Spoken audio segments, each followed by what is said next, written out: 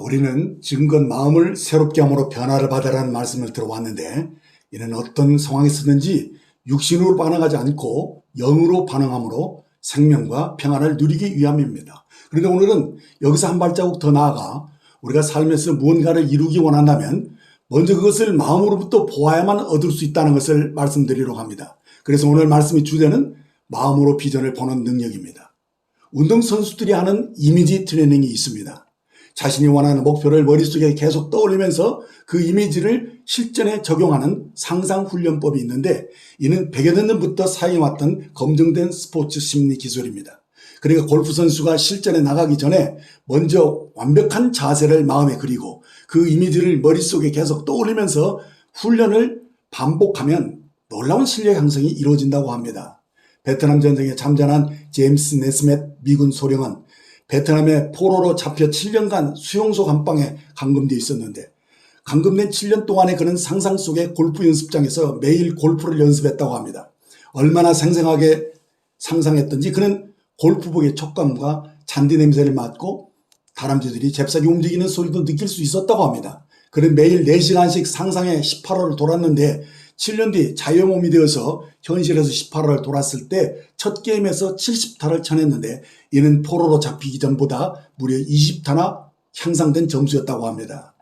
자, 그런데 이 이미지 트레이닝은 비단 운동에만 사용되는 것이 아닙니다. 여러분이 만일 회사에서 브리핑을 하게 되면 아무런 준비 없이 서지는 않을 것입니다. 그런데 여기서 무엇보다도 중요한 점은 브리핑하기 전에 아주 설득력 있게 유창하게 브리핑하는 자신의 성공된 모습을 미리 보고 들어가야 한다는 것입니다. 왜냐하면 모든 성공은 마음의 영상으로부터 완성되어 나오기 때문입니다. 그러므로 그리스도인이 자신을 위해서 할 수 있는 아름다운 일 중 하나는 인생에서 원하는 바에 대한 바른 그림을 마음에 품고 사는 것입니다. 하나님께서는 우리가 근근히 살아가는 보편적인 삶에 머무르지 않고 모든 영역에서 탁월하고 성공적인 삶을 살 수 있도록 우리를 부르셨다고 믿습니다. 그래서 하나님은 우리가 자신을 풍요롭고 탁월한 성공적인 모습을 마음에 미리 보았다면 그러한 삶을 경험할 수 있다는 것을 말씀하고 있습니다.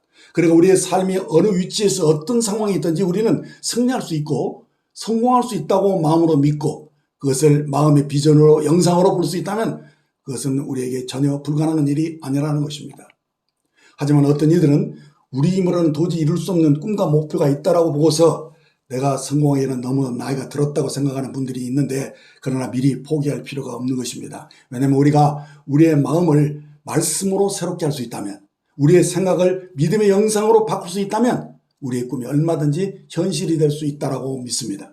모세는 80세에 하나님의 부르심을 응했지만 모세의 나이가 그의 운명을 가로막지 못했습니다. 아브람도 마찬가지입니다. 그도 75세 약속을 받았습니다. 하나님이 함께 하실 때 너무 늦었거나 불가능한 일은 없다고 믿습니다. 그러므로 미리 낙담하지 마시고 성경의 가르침에 귀를 기울여 보시기를 권합니다. 영적으로 성장함에 따라서 어려움이나 힘든 도전의 시간이 얼마든지 있을 수 있습니다. 그러나 이러한 도전들은 주님에 대한 우리의 믿음을 나타내고 그분의 말씀을 입증할 기회라고 생각하시기 바랍니다. 하나님은 우리가 주님을 의지해서 영광스럽게 승리하는 인생으로 변화되어 가도록 우리에게 하나님의 말씀을 주셨습니다. 그러므로 말씀을 사용하는 것은 우리의 책임입니다. 로마서 4장 17절을 보시면 하나님은 아브라함에게 이렇게 말씀하셨습니다. 기록된 바 내가 너를 많은 민족의 조상으로 세웠다 하신 것 같이 그가 믿은 바 하나님은 죽은 자를 살리시며 없는 것을 있는 것으로 부르시는 이시다라고 말씀해 줍니다. 그 당시 아브라함에게 하나님께서 이렇게 말씀하셨습니다. 이제후로는 내 이름을 아브라함이라 하지 아니하고 아브라함이라 하리니 이는 내가 너를 여러 민족의 조상이 되게 하려 합니다라고 하신 것입니다.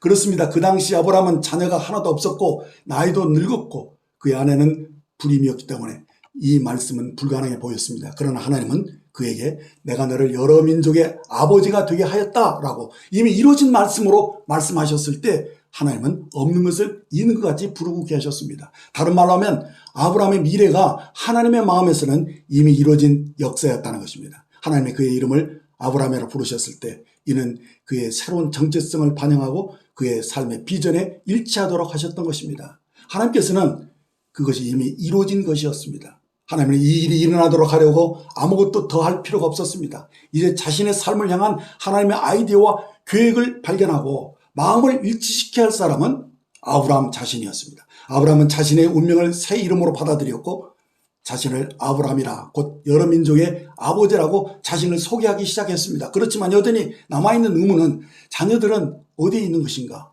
아브라함은 어떻게 자신의 삶을 향한 하나님의 비전과 연관돼서 하나님께서 주신 것을 실제로 붙잡을 수 있었습니까?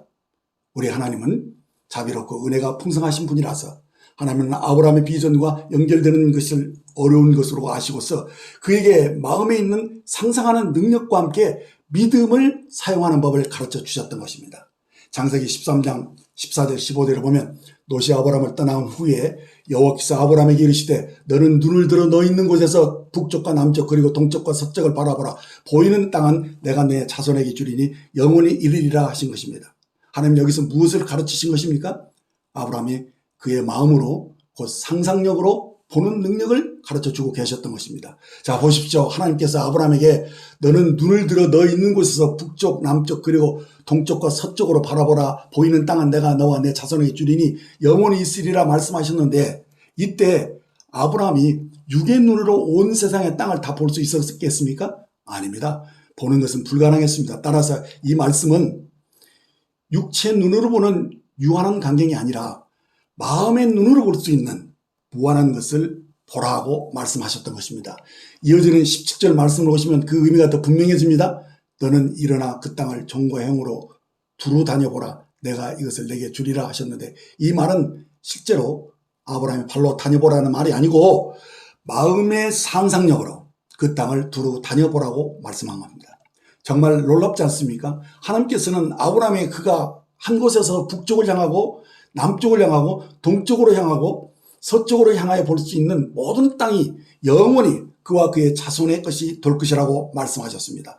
그런 후에 그에게 일어나서 그가 볼 수 있었던 모든 땅을 종과 행으로 걸어보라고 말씀하셨던 것은 실제로 그렇게 하기는 불가능한 일이었습니다. 그러니까 이는 마음으로 그리해보라고 말씀하셨던 것입니다. 그래서 어떻게 되었습니까? 아브라함은 그 넓은 세상을 마음의 눈으로 보았고 그것을 남김없이 소유했던 것입니다. 로마서 4장 13절을 보십시오. 아브라함이나 그 후손에게 세상의 상속자가 되리라 하신 언약은 율법으로 말미암은 것이 아니요 오직 믿음의 의로 말미암은 것이라고 말씀하셨습니다. 어떻습니까? 하나님이 아브라함에게 내가 본 모든 것을 너에게 주겠다고 약속하신 것은 그가 보았습니까? 아브라함은 믿음으로 온 세상을 보았고 하나님은 약속대로 온 세상을 그에게 주었습니다. 이렇게 아브라함은 온 세상을 믿음으로 상속받았던 것입니다. 이렇게 하나님은 아브라함에게 믿음으로 마음의 능력을 사용하여 상속받을 수 있는지를 보여주셨던 것입니다. 그렇습니다. 하나님은 믿음으로 마음의 능력을 사용하여 비전을 갖도록 도우셨던 것입니다.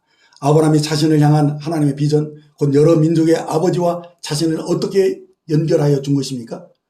곧 믿음으로 마음의 능력을 사용하여서 자신이 원하는 땅과 종과 행을 마음의 그림으로 그려보도록 가르쳐 주셨던 것입니다. 자, 그렇지만 후손을 가지게 되는 문제에 있어서 아브라함은 아직 볼 수 없었던 것입니다.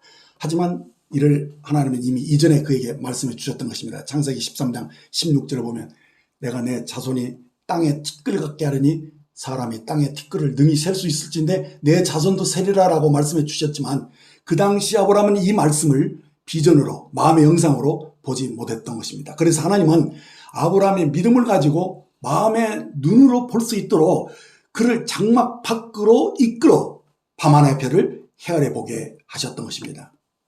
창세기 15장 5절에 보면 그를 이끌고 밖으로 나가 이르시되 하늘을 우러러 무별을 셀 수 있나 보라. 또 그에게 이르시되 내 자손이 이와 같으리라 하셨던 것입니다. 그래서 아브라함은 실제로 하늘을 쳐다보고 별을 세어보다가 그 별이 너무나도 많아서 셀 수가 없음을 알았을 때 하나님은 내 자손이 이와 같을 것이다 라는 말씀하신 것이 그 순간 믿어졌다고 성경은 말씀해 줍니다. 아브라함이 어느 순간에 믿어졌던 겁니까? 마음으로 그림을 그릴 수 있게 되었을 때 내 자손이 이와 같으리라는 말씀이 믿어졌다는 것입니다. 밤하늘에 반짝이는 별들이 그 자손들의 얼굴을 볼 수 있었을 때 마음의 영상이 믿음으로 작동할 수 있었던 것입니다. 그러므로 우리도 마음을 사용하여 더 분명한 마음의 영상 비전을 볼 수 있게 되는 것이 중요한 일입니다. 그것이 우리 믿음과 연관되는 것입니다. 그러므로 우리가 자신의 비전을 증진시키거나 강하게 해주는 것에 우리의 마음을 집중함으로써 믿음으로 비전을 더 분명하게 할 수 있다는 것입니다. 자, 그래서 우리가 더욱 분명한 비전을 소유하려면 마음의 눈만이 아니라 이보다 더 먼저 영의 눈으로 보는 것이 중요합니다.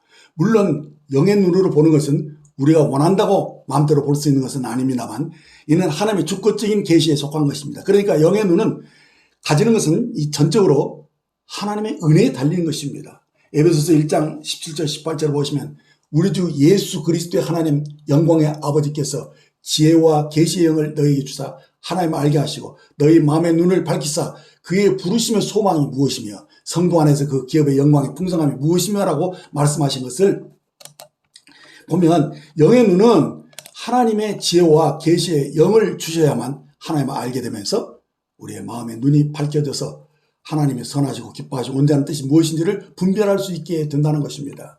사도행전 2장 10절 보면 하나님의 말씀하시기를 말세 내가 내 영을 모든 육체에 부어주리니 너희 자녀들은 애언할 것이요 너희 젊은이들은 환상을 보고 너희 늙은이들은 꿈을 꾸리라 하셨는데 여기서 나오는 이 환상 비전은 확대 성경으로 보면 하나님의 허락하신 나타남이라고 번역한 것을 보면 이것을 계시로 말씀하신 것입니다. 그러니까 우리가 거듭나서 우리 안에 하나님의 영이 부어질 때 우리는 하나님의 나라를 보게 되고 하나님의 말씀을 깨닫게 되는 것입니다. 이때 하나님의 허락하신 것을 볼 수 있게 된다는 것입니다. 이것이 어떤 얘기는 애언하는 능력으로 나타나고 어떤 얘기는 환상, 비전으로 곧 영의 그림으로 보이고 또는 꿈을 통해서 하나님의 지시하심을 받는 것입니다. 이렇게 우리에게 성령이 오심으로 영의 눈이 열리면서 마음의 눈이 밝아진다라고 말씀해 줍니다. 이처럼 마음의 눈은 영감을 얻은 창조적인 눈입니다. 그래서 우리가 보기 원하는 것을 마음의 영상을 통해서 창조할 수 있다는 것입니다. 육체의 눈은 물질적인 세계에 이미 존재해 있는 것을 볼 수 있을 뿐 어떤 걸 만들어낼 수는 없습니다. 그렇지만 믿음으로 가지는 마음의 눈은 내가 물질적인 세계에서 보기 원하는 것을 생산해낼 수 있다는 것입니다. 그렇습니다. 하나님은 우리가 살고 싶은 세상을 창조하도록 우리를 도와주는 특별한 선물로 우리에게 믿음으로 상상할 수 있는 능력을 주신 것입니다. 그러므로 현재의 삶이 마음에 들지 않으면 우리는 그것을 믿음으로 바꿀 수 있습니다. 어떻게요? 우리는 믿음으로 가진 마음에 상상하는 능력을 통해서 우리의 삶을 믿음으로 변화시킬 수 있는 마음의 능력을 소유했다는 것입니다. 창세기 6장 5절에서 사람의 죄악이 세상에 가득함과 그 마음으로 생각하는 모든 계획이 항상 악할 뿐임을 보시고라는 이 구절에서 우리말 개역 성경에는 모든 계획으로 번역됐는데 킹제임스 성경에서는 every imagination으로 번역된 것을 보면 사람의 모든 계획은 마음의 상상력을 가리키고 창조력을 가리키는 것입니다. 우리가 마음의 계획을 세워서 믿음으로 마음의 능력으로 모든 것을 바꿀 수 있다는 것입니다. 그러므로 우리는 믿음으로 마음의 능력으로 우리가 보기 원하는 것을 선택할 수 있다는 것입니다. 우리가 물질적인 세계에 이미 존재하는 것만 보는 것은 낮은 수준으로 사는 것입니다. 그러나 슬프게도 대부분의 사람들은 자신 만든 창조적인 환경에서 살기보다는 늘 주어진 환경에 적응해서 사는 질 낮은 삶을 사는 것입니다. 그러나 창조적인 믿음의 사람은 자신이 원하는 미래의 환경을 만들어서 산다는 것입니다. 거듭난 우리는 하나님 주신 영의 본성을 가졌기 때문에 하나님은 우리의 눈을 들어서 보이지 않는 더 넓고 더 좋은 세계를 보기를 원하시는 것입니다. 그렇다면 이제 우리가 마음의 눈으로 보았거나 그리고 있는 것을 밖으로 끌어내는 방법에 대해서 알아보겠습니다. 창조는 단순히 어떤 것을 상상하는 것만으로 이루어지지는 않습니다. 우리가 보았다면 본 것을 실제로 창조하여 만들어내어야 합니다. 성경에 이 법칙이 계시되어 있습니다. 창세기 1장 26절 27절 보면 하나님이 이르시되 우리의 형상을 따라 우리의 모양대로 우리가 사람을 만들고 그들로 바다의 물고기와 하늘의 새와 가축과 온 땅과 땅에 기는 모든 것을 다스리게 하자 하시고 하나님이 자기 형상 곧 하나님 형상대로 사람을 창조하시되 남자와 여자를 창조하시고 오라고 여기서 우리는 삼위 하나님이 우리 형상을 따라 우리가 사람을 만들자라고 서로 의논하시고 교육을 세우신 것을 봅니다. 그리고 2장 7절에서 여호와 하나님이 땅의 흙으로 사람을 지으시고 생기를 그 코에 불어넣으시니 사람이 생명이 되니라 라는 이 글을 기록해보면 이 땅의 흙으로 사람을 만드시는 과정이 나오는 것을 봅니다. 이처럼 우리는 내가 원하는 것을 끌어내려면 먼저 우리의 마음의 창조적인 상상력을 동원하여서 구체적인 계획을 세워야 합니다. 여기서 물론 하나님이 지혜를 주시고 어떤 말씀을 통해서 영감을 주시기도 하지만 비전을 창조하는 일은 하나님이 하시는 게 아니라 우리 자신이 하는 것입니다. 곧 하나님이 주신 영감으로 내가 믿음으로 상상하면서 구체적인 창조의 계획을 세워야 합니다. 이때 우리의 마음을 새롭게 함으로 변화를 받는 게 너무도 중요하다는 것입니다. 왜냐하면 우리의 마음이 창조적인 상상력을 충분히 발휘하려면 우리의 마음에 생명과 평안이 있어야 합니다. 즉 하나님과 바른 관계에서 마음의 안정감을 가지는 게 너무도 중요합니다. 왜냐하면 우리 마음에는 무수히 많은 생각들이 꼬리에 꼬리를 물고 일어나고 잘 다스려지지 않으면 자칫 부정적인 악한 생각에 휘말릴 수도 있습니다. 그래서 혼자 조용한 시간을 가지고 차분하게 마음의 바른 영상을 그릴 수 있어야 하는데, 교묘하게도 혼자 조용히 있으면 우리 마음에 상처를 준 사람들이 떠올라서 마음이 산란해지고 마음을 집중하지 못하게 하는 것을 보게 됩니다. 그러니까 내가 원하는 것을 홀로 조용한 시간을 가지면서 하나님께 지혜와 영감을 구할 수 있어야 하는데, 공교롭게도 혼자 있는 시간이면 기분 나빴던 장면이 자꾸 떠오르고 온갖 나쁜 생각들이 떠올라서 마음을 산란케 한다는 것입니다. 그리고는 돌아서서 도대체 문제가 어디서 자꾸 꼬이는지를 의아해야 합니다. 그러나 어쩌든지 내가 원하는 것을 집중적으로 생각할 수 있도록 혼자 있는 시간을 충분히 가져야 합니다. 부정적인 그림이 마음에 떠오르면 그것을 중지시키고 하나님 주신 아이디어를 받아서 바른 그림을 그릴 수 있어야 합니다. 이때 중요한 원칙은 내가 육신에 있지 않고 영에 있다는 것을 기억하는 것입니다. 이것이 마음을 새롭게 함으로 변화를 받아야 하는 이유입니다. 이렇게 우리가 육신으로 반응하지 않고 영으로 인도함을 받을 수 있을 때 생명과 평안이 주어지면서 안식 가운데서 참다운 묵상이 비로소 이루어질 수 있다는 것입니다. 그래서 우리가 마음을 새롭게 함으로 변화를 받는 삶을 살기 위해서 우리는 꾸준히 기도생활, 곧 경건의 훈련이 필요하다는 것입니다. 약속의 아들 이삭은 아버지 아브라함에게서 많은 것을 배웠습니다. 성경은 이삭을 묵상하는 영적인 사람으로 묘사하고 있어요.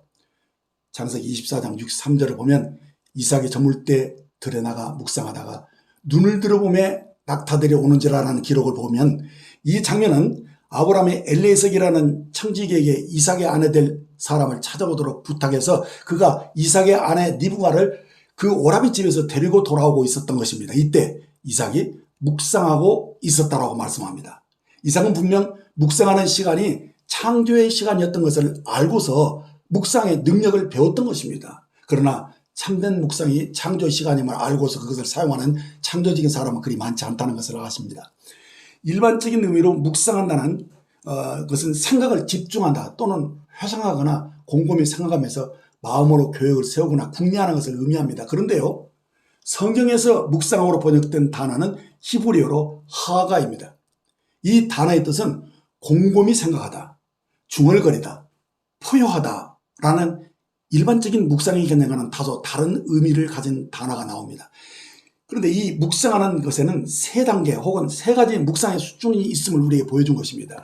묵상하다는 것은 일단은 어떤 것을 곰곰이 생각하거나 생각에 잠기거나 회상하는 것을 가리킵니다. 이것이 영상으로 자리를 잡으려면 낮은 소리로 중얼거리면서 되새김질하듯이 반복해서 읊조리는 것이 필요하다는 것입니다. 그리고 그 단계가 깊어지고 무르익어서 큰 확신으로 마음이 뜨거워져 있을 때 큰 소리로 포효하는, 외치는 것이 필요한 것입니다. 이렇게 할 때 우리는 자신의 영과 혼과 몸으로 하나님 주신 진리를 받아들이는 것입니다. 우리는 하나님께서 아버지 아브라함이 가르쳐 주었던 것을 그의 아들 이삭도 배웠다는 것입니다.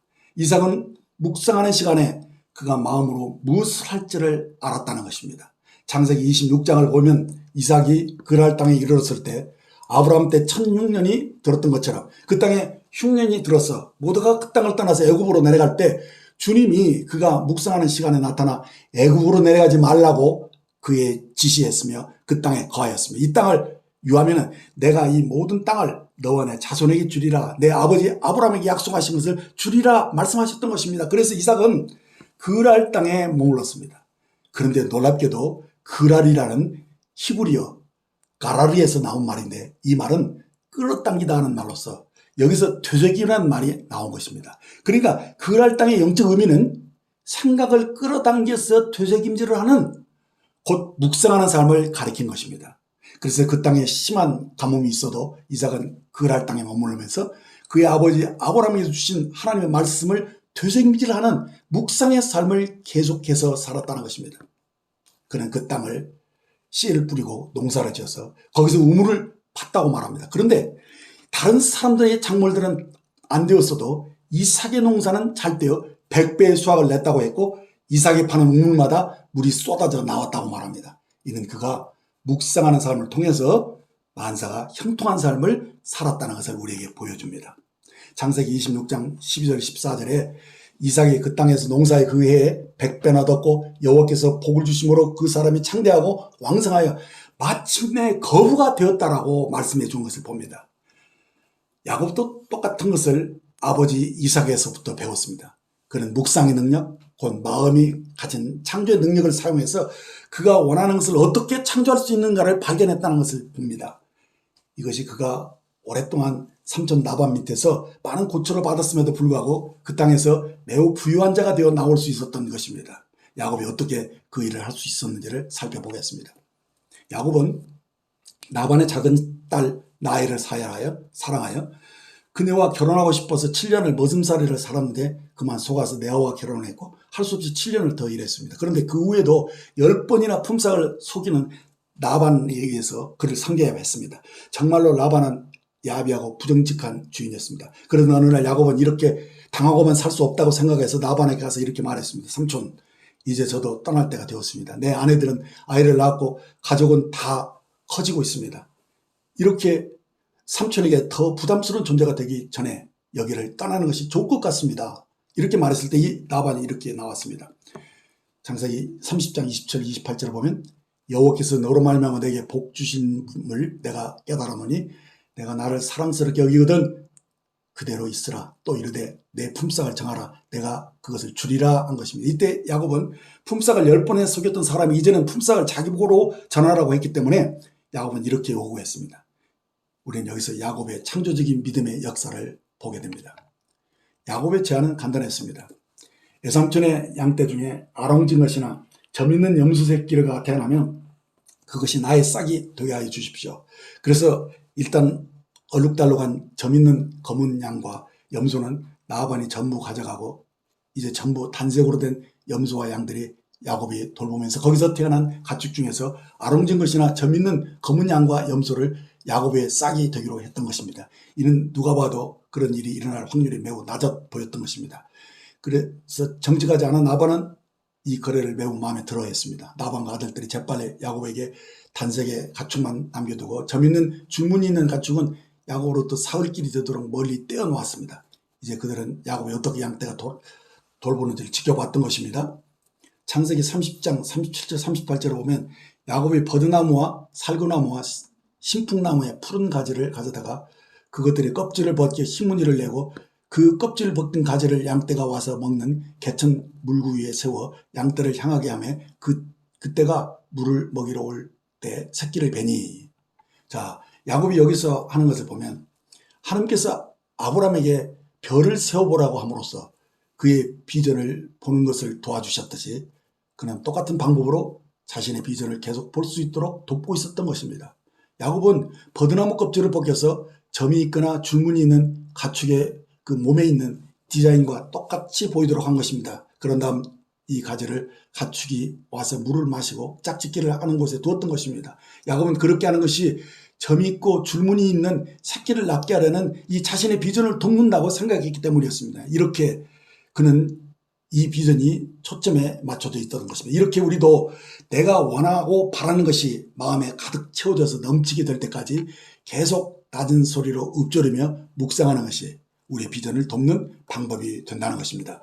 그래서 골방에 들어가서 묵상하려고 할 때 내가 보기 원하는 마음의 그림을 그릴 수 있어야 합니다. 그래서 성경이나 내 비전을 돋보여주는 묵상의 글을 읽음으로써 묵상하셔야 됩니다. 이때 내가 바라는 것에 집중하지 못하고 마음이 산만하면 아무것도 창조해내지 못합니다. 야곱은 그것을 배웠던 것입니다. 그렇습니다. 우리가 보고 있는 것은 보이는 것으로 말미암는 것이 아니라는 것입니다. 야곱은 마음에 소원이 있는 바를 집중해서 묵상하기 위해서 껍질을 벗긴 나뭇가지를 양떼가 물을 먹고 짝짓기 하는 구유에 세워두었는데 그것이 효과가 있었다는 것입니다. 단색의 가축들이 새끼를 배웠는데도 놀랍게도 얼룩얼룩하고 점이 있는 아롱진 것들이 태어났다는 것입니다.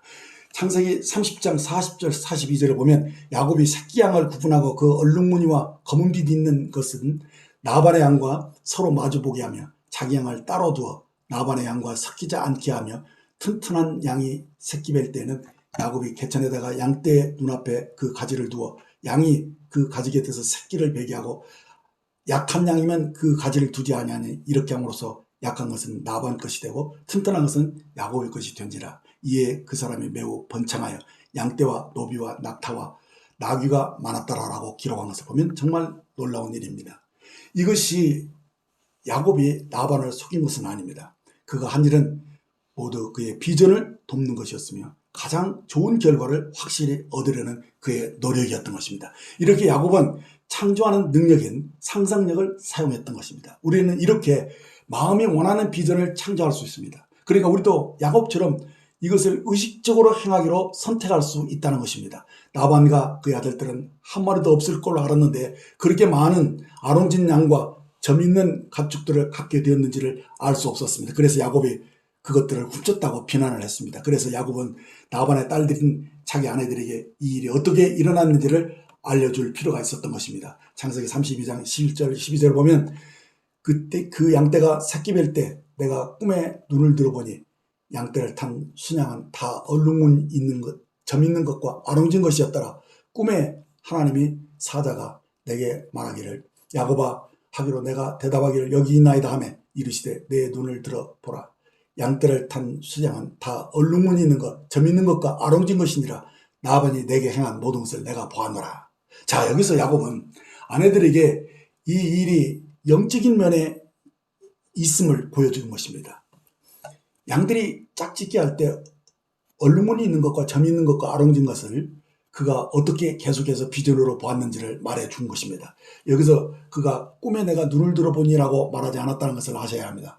그렇게 말했다면 그가 자다가 이런 꿈을 꾸었다는 말이 될 것입니다. 물론 천사가 꿈에 얼룩무늬 있는 것과 점 있는 것과 아롱진 것들을 보여주었지만 그가 꿈에서 본 영상을 현실에서도 마음의 눈을 들어서 그 영상을 계속해서 보았다고 말한 것입니다. 이는 그가 완전히 깨어있는 상태에서 창조의 능력을 가진 마음의 비전에 관하여 말했던 것입니다. 이렇게 우리가 마음의 비전을 확실히 보고 있을 때 그것이 밖으로 우리의 현실이 되어 나타나는 것입니다. 이렇게 야곱은 하나님 꿈에서 보여준 아이디어를 그가 눈을 들어 마음의 그림으로 바라봄으로써 현실에서 하나님의 축복을 경험할 수 있었던 것입니다. 기도하겠습니다. 주님 감사합니다. 저희로 마음을 새롭게 함으로 변화를 받아 이제 영으로 사는 것에 눈을 뜨게 하시고 주님과 바른 관계에서 생명과 평안을 누리게 하시니 감사드립니다. 이제 우리를 위해서 예비하신 풍성한 삶을 누릴 수 있도록 마음에 상상하는 창조의 능력을 주시니 감사합니다. 믿음으로 모든 세계가 하나님 말씀으로 지어진 줄을 우리가 알았고 그리고 보이는 것은 나타나는 것으로 말미암아 것이 아니고 모든 것이 우리 안에서 형성된 것만이 밖으로 나오는 것임을 알게 하시니 감사드립니다. 그러므로 우리가 바라는 것이 마음의 계획에서 상상하는 창조의 능력에서 나오는 것임을 확실히 알았습니다. 그러므로 주님 우리에게 주신 이 비전을 더욱 분명하게 볼 수 있게 하시고 이 비전이 더욱 분명해져서 우리의 삶의 현실에서 반영되어 나타날 수 있도록 우리의 마음의 묵상이 주님께 연락되기를 원합니다. 우리의 마음의 소원이 우리의 삶에 무르익을 수 있도록 저희를 더 강하게 붙잡아 주시고 더욱 주님을 가까이 섬길 수 있도록 도와주십시오. 바랄 수 없는 중에도 바라고 믿었던 아브라함처럼 없는 것을 있는 것처럼 부르시는 하나님을 신뢰하고 요동하지 않는 믿음의 사람으로 세워 주시옵소서. 감사를 드리며 우리 주 예수님의 이름으로 기도합니다. 아멘.